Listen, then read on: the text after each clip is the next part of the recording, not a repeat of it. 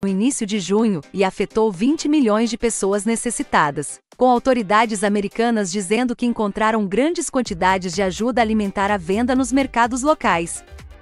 Até agora, 728 mortes relacionadas à fome foram registradas pela comissão na região desde a suspensão em março. Esse número inclui 350 mortes por fome na parte noroeste de Tigray, onde milhares de pessoas deslocadas estão situadas após um conflito de 2 anos que terminou em novembro passado.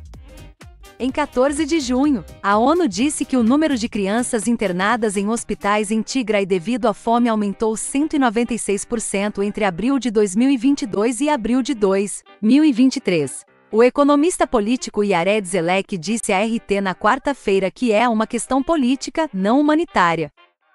Ele acredita que há um jogo sendo jogado pelos governos doadores, explicando que não é novidade que a ajuda seja saqueada, mas na maioria das vezes eles fecham os olhos.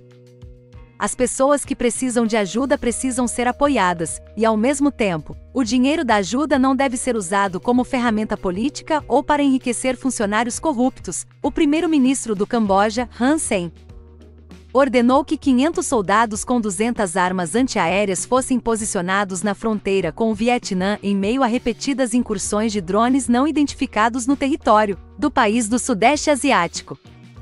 As tropas são necessárias para impedir todas as formas de invasão ou espionagem, enquanto ainda não sabemos a origem desses drones, disse Hansen na quarta-feira. A única maneira de lidar com eles é derrubá-los. Segundo o PM, os UAVs têm violado o espaço aéreo do país diariamente na última semana. Ele culpou os militares do país de serem muito gentis por não terem destruído nenhum dos drones até agora. O chefe do governo ofereceu uma recompensa de $200 mil a qualquer unidade que abater um drone para ajudar a identificar quem enviou a aeronave. Hansen especulou que insurgentes étnicos baseados no Vietnã poderiam estar por trás das incursões dos UAVs. Acredita-se que o grupo em questão seja responsável por 2 ataques a escritórios do governo na província de Dak Lak, no Vietnã, em 11 de junho, nos quais 9 pessoas morreram. Os drones podem ser lançados do território de outro país ou de um navio, acrescentou. Pedimos aos países que permitem que drones violem o espaço aéreo cambojano que interrompam imediatamente suas ações. É um ato de terrorismo contra o Camboja, afirmou Hansen. No entanto, o primeiro-ministro deixou claro que não culpou as autoridades de Hanoi pelos incidentes com drones. Perguntamos ao Vietnã e o Vietnã nem sabia. O Vietnã disse que não tem interesse em lançar um drone sem notificar o Camboja. Acredito que não seja do Vietnã, explicou. Hansen também prometeu que assim que Phnom Penh terminar sua própria investigação sobre as incursões de drones, apelará à ONU sobre a situação. O líder da oposição queniana, Raila Odinga, pediu a seus apoiadores que boicotem um novo projeto de lei de finanças que dobra o imposto sobre o combustível e introduz um novo imposto habitacional. O presidente William Ruto assinou o projeto de lei na segunda-feira. Odinga exortou seus seguidores a realizar atos de desobediência civil contra o governo, que ele acusa de exacerbar o aumento do custo de vida. Vamos negar a Ruto o imposto sobre os combustíveis, limitando o consumo de gasolina e gasóleo. Uma maneira de fazer isso é dar caronas. Façamos viagens regulares em um único veículo sempre que possível. Deem carona uns aos outros. Caminhe em vez de dirigir sempre que possível, disse ele a milhares de apoiadores em um comício na capital Nairobi na terça-feira.